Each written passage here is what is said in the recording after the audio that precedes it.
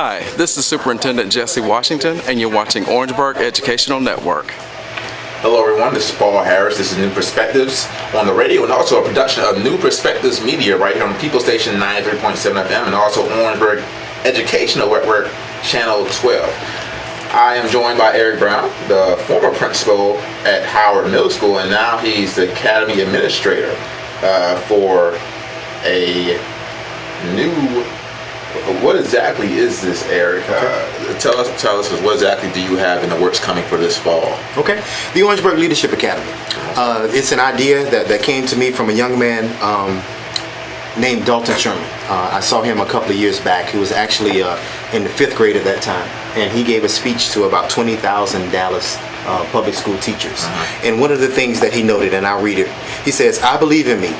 Do you believe in me? I can do anything, be anything, create anything, dream anything, become anything, because you believe in me and it rubs off on me." That was powerful coming from an 11-year-old, a 5th grader. And as I said, he was speaking to 20,000 teachers. And at that point, that helped me realize that there are young men out there who want to do better. And as my giving back to the community is that if there are young men out there who want to do better, there should be something in place to help them do better. Oftentimes we hear about the debilitating statistics about black males, or males in general, and here are some of them.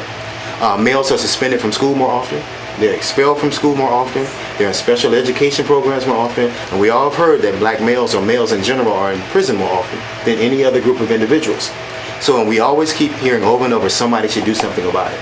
Well, here in Orangeburg, Consolidated School District 5, this is the opportunity for us to do something about it. We're taking our young men out of the traditional setting where they have obviously not been successful and putting them in a place where they can be successful. And traditionally, the system hasn't been very positive toward young black males. Is that another reason why you want to do this? Absolutely, absolutely. One of the things that we put in place is having a positive self-esteem about yourself. Actually, there are 7 core values that we focus on, and with those 7 core values, which are research-based, we find if we hit all those 7 core values and we teach those young men the differences and the things that are good within themselves, they'll become better self-actualized citizens, and they'll give back to the community and become positive citizens. Share with us a little bit about OLA. When will it start, and how many kids will you first have in the first year? Okay. First male students. Our first group of students, we're looking at approximately 25 male students, and we're going to start this fall of this year. So right now we're currently taking applications. Once you fill out the application, there's an interview process. You'll need to have recommendations from your teachers or community members at large who will be able to speak of you and speak about your work ethic and things that you're able to bring to the table. Once we do that, we'll have those 25 individuals and we'll be ready to get started. Do you have a location for this place? At this point, there are 3 options that we have in place, and when one of those 3 options comes into play, we'll be able to share that with the community. How similar will this be to Garden City Prep with Kevin Raspberry? I know he's been someone that's talked to you about this. How similar will it be to that? Right. Good question. Mr. Raspberry and I actually met a couple of days ago, and we talked about the similarities and differences in our program. But at the end of the day, there are way more similarities and differences because both of us believe in several things. One of them being team building, in which we get our young men to be able to work together cooperatively. Another is mentoring, which we mean when each one can teach one. We have males in the community can come back and help other males and help our young men become better. And last but not least, the academic achievement piece. That's the reason why we're here. Helping them understand who they are, being able to get the content through standards and curriculum, and then be able to learn it and then let everybody know that they're learning it through the results of testing, etc. Now with young men, you see a lot of hands-on learning. How important would that be? Because I know a lot of guys don't like to sit in chairs and focus the entire time. How important will hands-on learning be? You sound like you get that from personal experience. I'm the same way. Yeah. I definitely, and I'm an adult right now. It kills me to sit still. So I know for a 3rd, 4th, and 5th grader, sitting still 8 hours a day, writing, taking notes, raising your hand to do this, raising your hand to do that, becomes problematic. So there lies the issues. The differences in the things that we do is that you mentioned project-based learning. That's exactly one of the avenues that we're going to take. Doing hands-on activities. If you want to take your shoes off, if you want to sit on the floor, moving around, doing different things every day to help them focus their energy in a positive way instead of in a negative way. What expectations will you have for them in the first year? Excellence is the expectation. That is our motto. Excellence is the expectation in everything that we do. One of the things is that I'm not looking for the best and the brightest. You don't have to be an A student to be a part of the OLA. You just have to want to be a part. You have to want to be a team player, and you have to come to school every day. Those are the three things that we ask you to do. If you can do those three things, we can take you from where you are to where you need to go. How big a factor will mentoring be at this place? Because I see with Kevin Raspberry School, he has people come in all the time. He had Ben Carson at one point. How important will mentoring be from adults or even college students to come in and talk to him? Right. I heard someone say, and I certainly believe this, in order to be a man, you have to see a man. And that's one of the biggest proponents or biggest components, I should say, of our program is mentoring. We're asking at least 100 mentors to come with us every day. I know everyone can't dedicate an hour every Tuesday, but we ask if we can get 100 or 200 mentors, that if you can come on Tuesdays out to mentor our young men, we have everything that you need. We have the curriculum, we have the materials and resources. We just need the manpower for each man in Orangeburg County to come out and to give back and to help our young men become positive role models. Has this always been a dream of yours? It's an absolutely dream of mine. I think, and I've said this and I thought about it, and it wakes me up at night.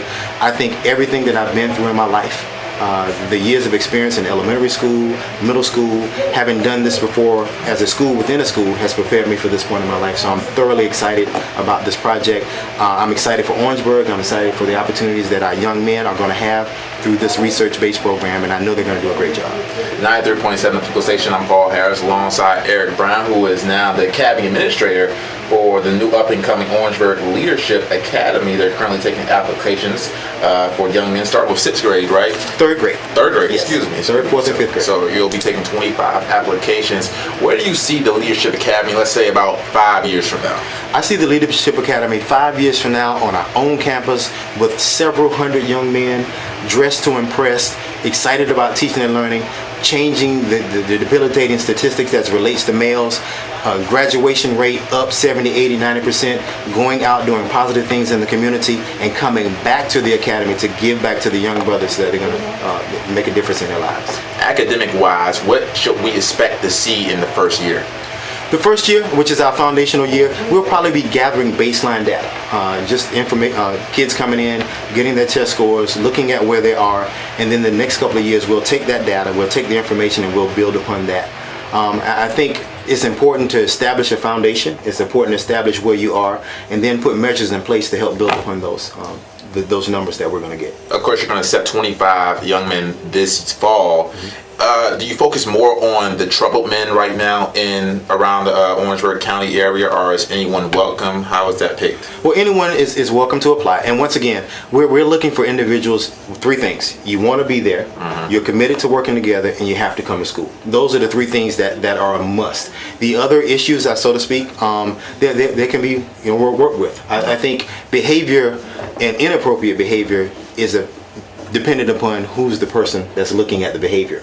As a principal in elementary and middle school, I've seen students written up for getting out of their seat without permission, throwing paper in the trash, or sharpening their pencils, without permission. Those to me are not behavior issues. Those things can be worked on. Those are issues that we can alleviate within the classroom, once again, by focusing on the so-called negative energy and making it positive energy.